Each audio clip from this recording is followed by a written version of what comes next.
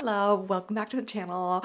We are approaching my most favorite time of the year, fall. Fall and spring. Honestly, pretty equal. I don't prefer one over the other. A quarter of the year, summer, my soul dies.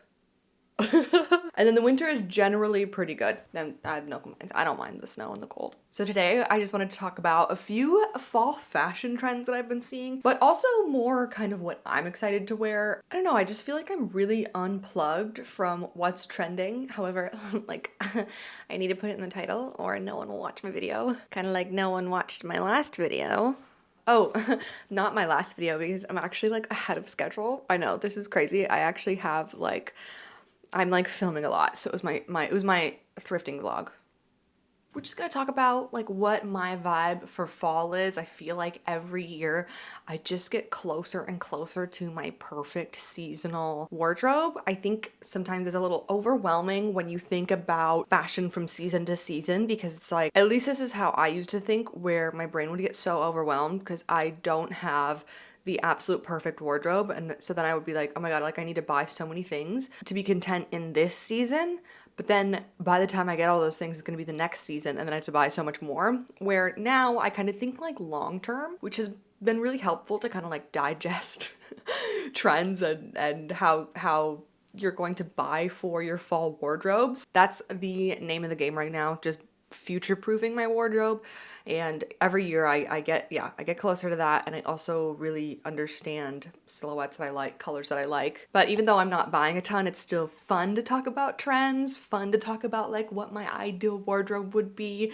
So yeah, I don't know, I just hope that you watch my fall trends videos and my fall wishlist videos, and it's not coming from like a hyper consumerism place. It's more just coming from like an exciting place, talking about fashion and like being excited to build on your wardrobe over time. You know what I mean? So one trend that I don't think I'll be participating in, but I've been seeing a lot of lately, and I really love it on other people, is just polos, and specifically long sleeve polos or rugby shirts where they've got these thick stripes and kind of like an open collar. In my last video, I decluttered a short sleeve polo, and I felt so just like dorky on me, honestly, but I wonder if it's the cut. Like I wonder if this oversized long sleeve would feel better on me. So this isn't something that I would run out and buy, and it's definitely not on my wish list, but maybe if I thrifted it, I would try it on and kind of see, because I think it's really cute, like casual running to the gym outfit, or like celebrities on their coffee run. That is always my peak fashion inspiration, is celebrity coffee run outfits. They've just got that kind of like nonchalant, thrown together vibe that I really like, and typically it's usually like really oversized pieces. So I have like 2, 3, 4 celebrities that I often look at their paparazzi photos, and I feel like I would see this kind of rugby shirt in those pictures. It also feels very tomboy. It feels very early 2000s cheaper by the dozen outfit. You know what I mean? So I don't know if it's really my vibe, but I think it's interesting. I think it's fun. I've been seeing people wear them with shorts and then like a pair of hunter boots. That's really cool. So I love this trend. I love seeing it on other people, and I feel like this is like ridiculously easy to thrift. And the colors that I've been seeing are like purples, dark green, navy blue, kind of like that simple palette that I like. I like the more vintage looking ones, the Ralph Lauren. I realize that I've been saying Ralph Lauren, so apologies. I don't know how to pronounce anything. So yeah, I like this trend more in those classic colors, those thicker stripes. I've been seeing a ton that are like neon colors or like really busy or too oversized to where it looks like a micro trend. So I think if you're interested in this, I would stick with this more classic look of a rugby shirt, more classic stripes and colors. I think you might get sick of like neon yellow and bright purple, whereas like a navy blue and green, you're probably going to enjoy that one more. I did a little scroll through of Vogue's 8 fall fashion trends, and the one that I was most excited for is the one that they deemed country coded. I have been talking about this for so long. This is my ultimate dream rich British person fantasy, okay? We're talking Kate Middleton. Kate Middleton's fall fashion is so good to me. It's so classic. She's always wearing these like really cool Barber jackets, barn jackets, a Fair Isle sweater, high riding boots. Look at her with these pizza boxes. Shut up. Tell me I wouldn't absolutely kill this outfit. I would be so hot in this outfit. The turtleneck, the skinny jeans tucked into a pair of hiker boots with like pearls. Is she wearing pearls? Some kind of like beautiful dangly, like she's just so classy. She really is like a sleeper style icon. I think why I'm so drawn to her style is it kind of combines my two loves, which is looking put together but also looking effortless. So like this outfit isn't, you know, crazy. It's a jacket with a turtleneck and a pair of jeans. But the way everything fits her, the way that her stylist is dressing her in these cuts that just really complement her and really complement the other garments makes it look just so posh. Like full face of makeup, blown out, little pearl earrings, but like hiking boots. Like that's so me.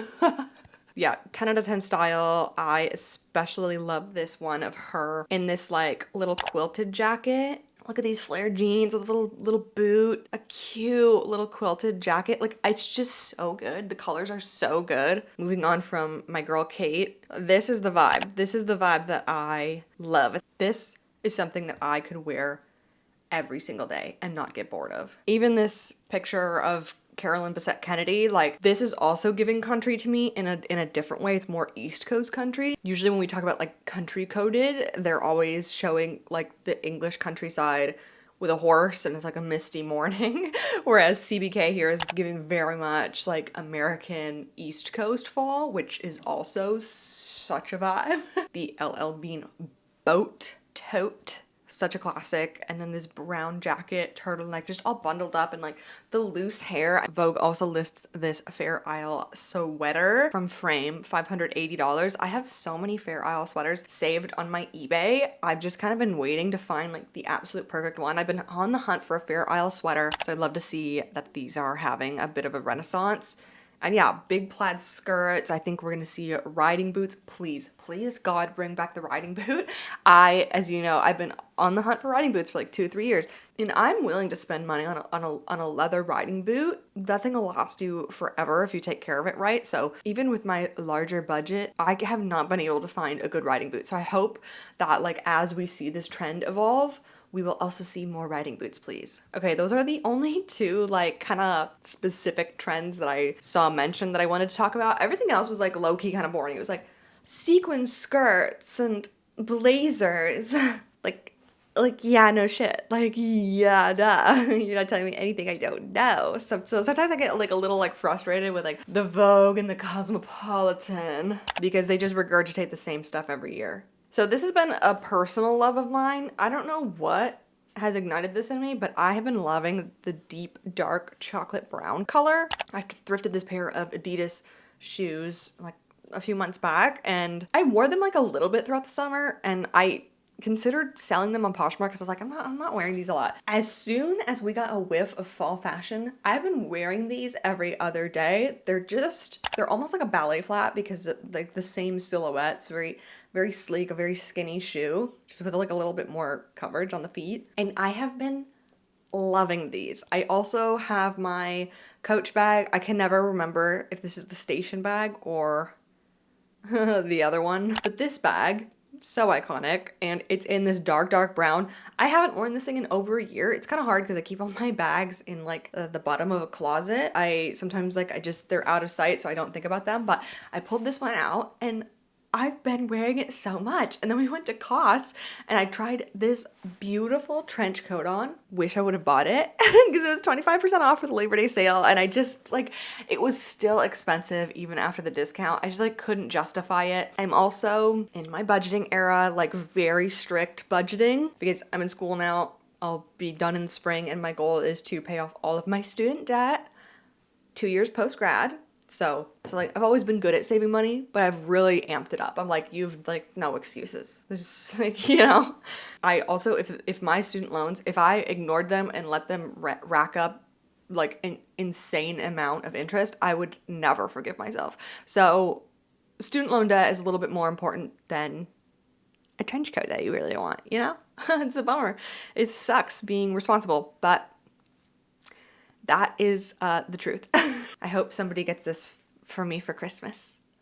And the COS jacket, I tried it on and then I tried it on with my brown Coach and I was also wearing the brown shoes and I was like, am I the chicest person in this store? I felt so cool. I felt so cool. And I guess we'll go into my next thing, which is just like a baggy, oversized, cool look. And that is what I'm really realizing about myself is I really prefer baggy bottoms, and in the fall, baggy all over is good. I think for a while I was stuck in kind of this thought process that I had to have a defined waist and like a small top, and there's definitely a time and place for this. Like this is actually a pretty tighter crop top, and then I'm wearing my voluminous Gap A-line maxi poplin cotton skirt. So I definitely still do like that, you know, like tighter on the top, looser on the bottom, but I have really been enjoying just baggy all around. I'll include this picture my husband took of me upstate. Collapse for him. He is a fantastic photographer. He's so talented. I love having a creative in my household. People who call themselves creatives, I can just tell we're probably not gonna get along. No, we're gonna get along. I get along with everybody. We just might not meet for coffee again. Artists, undeniably hot. Creatives, annoying. No, anyway, back to this picture. He took of me upstate. So I was wearing oversized pants, oversized top, and I felt so cool. It just had this very relaxed, slouchy look that I was really enjoying, that I think maybe in the past I would have shied away from because I was like you can't do baggy pant, baggy top, but I've been feeling like so much more comfortable. So baggy, oversized, cool. I find that a lot of the coolest women in New York City, and it's always people older than me, I think that 40-year-old women are quite literally the coolest people on the planet, okay? There is no one cooler than a 40-year-old. Like, true, this is like not satire. Like, I think 40-year-old women are like the peak. They're just like the coolest. I think 40 is a great age because you have so much life experience and they're like all doing cool stuff. You know what I mean? Like, I think about my mom when she was 40, had a career, had 2 kids, raising two kids, okay? So cool. She was going to these like boot camp workout classes, getting absolutely shredded for her 40th birthday in Mexico where they rode donkeys up the mountain. Cool. Cool. My mom is still very cool. But I'm just saying, like, 40-year-old women they're just so cool. Like, they're either, like, at the peak of raising their families and still doing cool stuff, like training for a marathon. Like, are you kidding me? Like, are you kidding me? Or they're, like, single, traveling the world. They're, like, CEOs. I can't wait to be 40. The woman that I will be at 40 gives me, like, tingles. Like, gives me shivers. I'm, like, so excited. Like everything that I do today will build into the woman that I become tomorrow. No, so if you're 40 and you're feeling down about it, just know that you're sick as hell, dude. You're so cool. Like, I legitimately look up to 40-year-old women. Those are like, I need a mentor. Application status open for a mentor for me, a 40-year-old woman in New York City. You want to hang out? I'm open.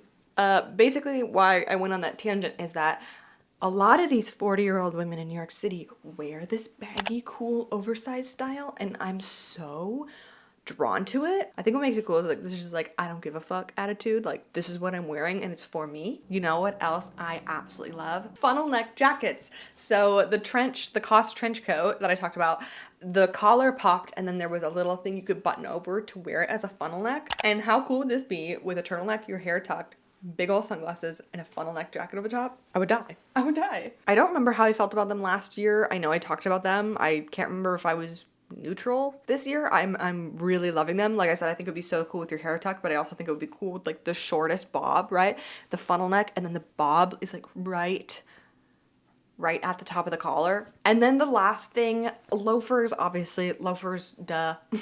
For every fall. However, okay, I have been looking for a pair of loafers, again, for years. And the main reason I haven't bought any is just because they're kind of expensive. You know, they're like $150 to $200. So I just haven't found the perfect right ones.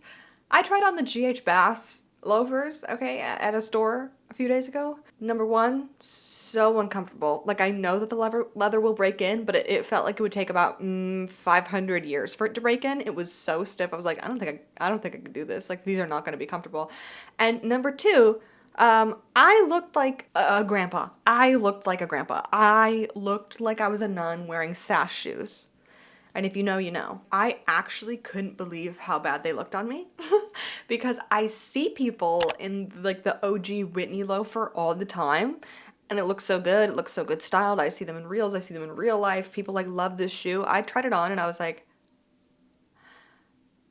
it's not right for me. So I don't know if it was just the outfit that I was wearing, and I also was wearing them with like athletic no-show socks because I was wearing my Adidas shoes. So I don't know if I need to try them on with like a better outfit, like a skirt and some cute socks, and you know, maybe that would make the vision come to light. But oh my god, speechless. I was like, yeah, unfortunately, that's not gonna do it for me. I'll stick to my New Balance 990 V6s, okay? Because there's no way in hell. There's no way in hell that I'm stepping out the door wearing these. I was flabbergasted. So I don't know. Let me know if you have them and you like them and you found a way to style them. I just couldn't see a world in which I would be reaching for them that often. But the hunt for a cool loafer persists. I have been wanting this pair of loafers for a really long time, but they're also very expensive. They're like $300. They're so cute. They're so cute. This is definitely something that I wouldn't wear every day though. Like the cute little cherries on it. So I don't know. But I guess how often would I wear loafers anyway? You know, because typically I'm going to be wearing a tennis shoe. That's just what I feel the most comfortable in the city is, yeah, my New Balance 990 V6s. They're the gray, really chunky shoes. So how often would I be wearing a loafer? Would I wear it in a casual way or would it be a more dressy way? Would I wear it in the way that I wear ballet flats? So yeah, give me your loafer recommendations. And that is the fall vibe. That's the vibe for fall. So let's recap. Countryside chic, yes. Rich British person, I want to look like Kate Middleton. I mean, I'm halfway there. I got the hair, the color brown, baggy clothing, and a riding boot. That's what I want. That's what I want. Little mood board for fall. Hoping that this year will be the year that I find a pair of riding boots. I do have one pair of, they're kind of riding boots, but they're kind of just like a tall boot on my horizon, but I need to go try them on in person. I'll talk about those in my wishlist video, which I will also be doing. I love watching these because everybody has very, very different ambitions for their fall wardrobe. And that's why I kind of like to talk about it from like my perspective, what I'm craving in fashion, what I'm craving in my style, because this isn't, I don't know, like when you talk about trends, it's not the end all be all for your personal style. You don't have to like what I like. I don't have to like what you like. And frankly, we shouldn't like what each other likes. Of course, there's some overlap. Like if your style is close to mine, you're going to like it. But if your style isn't close to mine, don't feel like you need to own a riding boot and a barn coat like Kate Middleton to be stylish. Okay. There are a lot of creators that I follow with extremely different style tastes than me. And it's just fun. It's just fun to see what people are excited about, right? Okay, that's it for me. Thanks so much for watching. You can follow my Instagram down below. It's always there. Otherwise, thanks so much for watching, and I'll see you in my next one.